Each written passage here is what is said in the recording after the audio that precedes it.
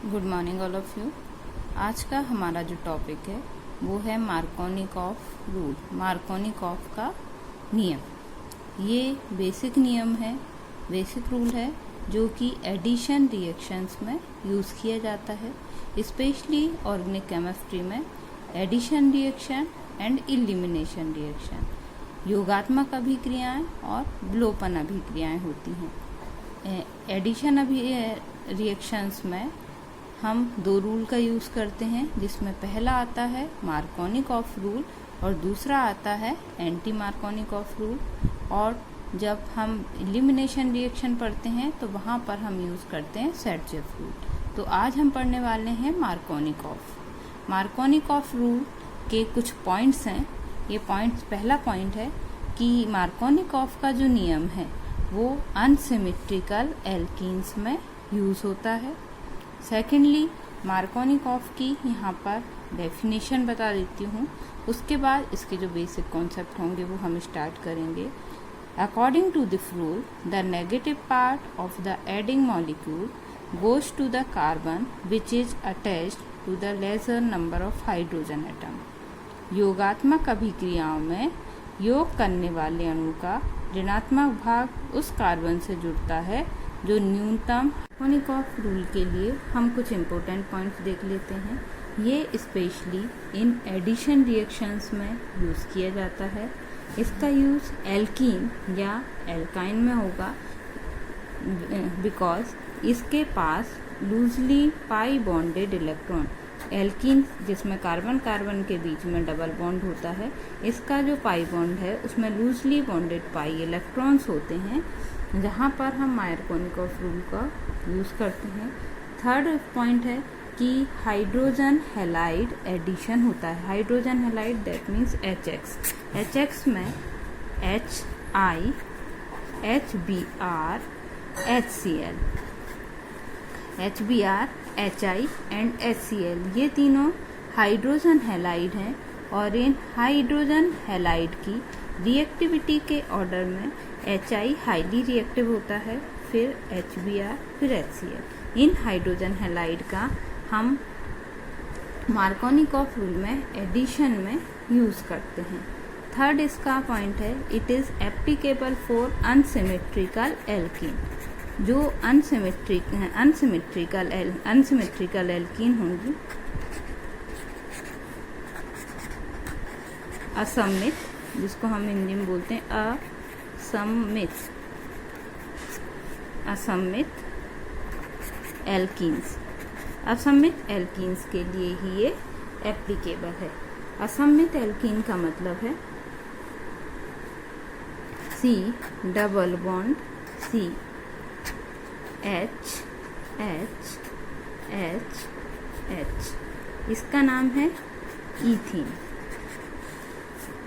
और C double bond C, यहाँ पर एक हाइड्रोजन जोड़ा हुआ है, सेकंड हाइड्रोजन, और यहाँ पर हम इसको जोड़ दें CH3, तो इस यहाँ पर नंबर ऑफ कार्बन एटम 2 है, तो इसका नाम हो गया ईथीन।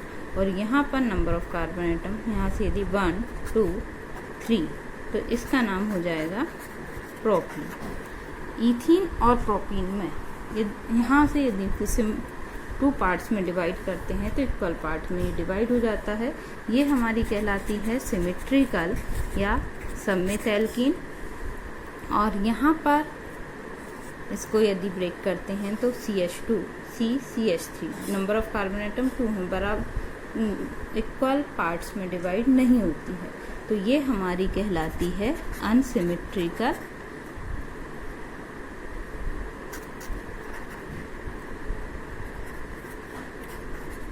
Unsymmetrical alkene.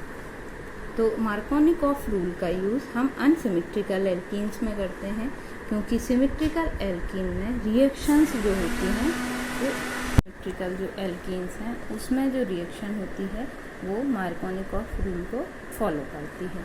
और इसका हमारा जो नेक्स्ट पॉइंट है वो नेक्स्ट पॉइंट है कि HX जो हाइड्रोजन हैलाइड है, जो किसी भी सबस्ट्रेट पर जब अटैक करता है तो ये टूटेगा H positive plus X negative, और H positive as a electrophile काम करता है।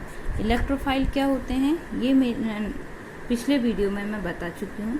तो यहाँ पर इलेक्ट्रोफाइल जाकर एनसिमेट्रिकल एल्कीन पर काम करता है, इसलिए इसको हम इलेक्ट्रोफिलिक एडिशन बोलते हैं, जो कि unsymmetrical alkene CH3 single bond CH double bond CH2 पर अप्लाई किया जाता है। इसका एग्जांपल देख लेते हैं। CH3 CH double bond CH2।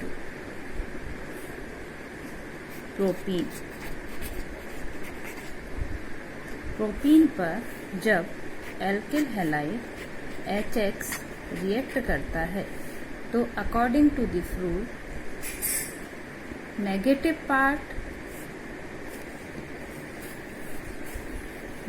Part उस कार्बन पर अटैक करेगा जहां पर नंबर ऑफ हाइड्रोजन कम है। तो आपको इसमें नजर आ रहा है कि CH डबल बॉन्ड CH2 में CH के पास एक हाइड्रोजन एटम है और CH2 के पास 2 हाइड्रोजन एटम है, इसलिए यहाँ पर इसका जो नेगेटिव पार्ट है टूटेगा तो H पॉजिटिव और X नेगेटिव। ये जो नेगेटिव पार्ट है वो अटैक करेगा, ये बॉन्ड टूट जाता है और बन जाता है CH3 CHX CH3। ये हमारा फाइनल प्रोडक्ट इसका बन जाता है। मैकेनिज्म देख लेते हैं।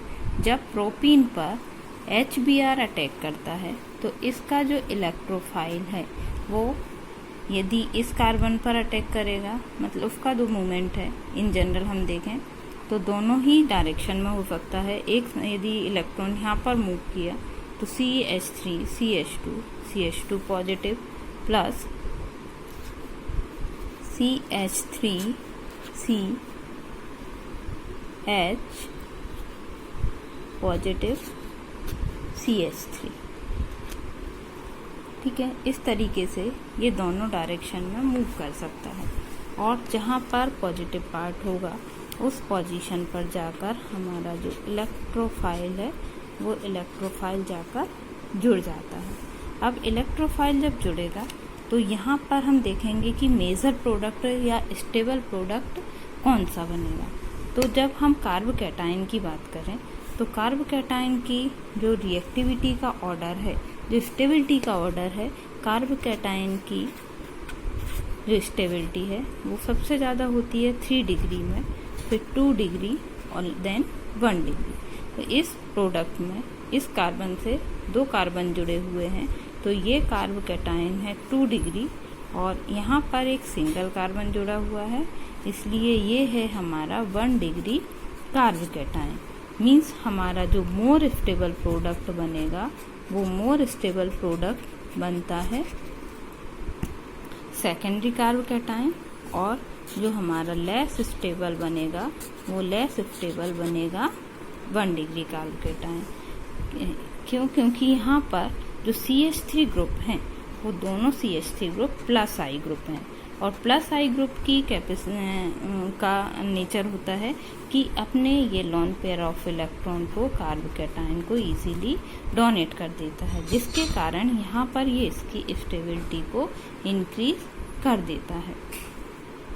स्टेबिलिटी इंक्रीज होने के कारण मार्कोनिकॉफ रूल के अकॉर्डिंग हमेशा मोर स्टेबल प्रोडक्ट ये बनेगा और यहाँ पर नंबर ऑफ कार्बन के पास जो हाइड्रोजन का नंबर है वो कम है। मीन्स जो नेगेटिव पार्ट उस कार्बन पर आकर जुड़ता है जहाँ पर हाइड्रोजन की संख्या कम होती है, इसलिए सेकेंडरी कार्ब कैटायन या ये जो कंपाउंड है आइसोप्रोपीन ये जो हमारा कंपाउंड है आइसोप्रोपाइल ब्रोमाइड स्टेबल कंपाउंड होता है। और भी हम इसके एग्जाम्पल्स देख सकते हैं। किसी भी योगात्मक अभिक्रिया में ऋणात्मक भाग उस कार्बन से जुड़ता है जिस पर न्यूनतम हाइड्रोजन परमाणु होता है। Thank you.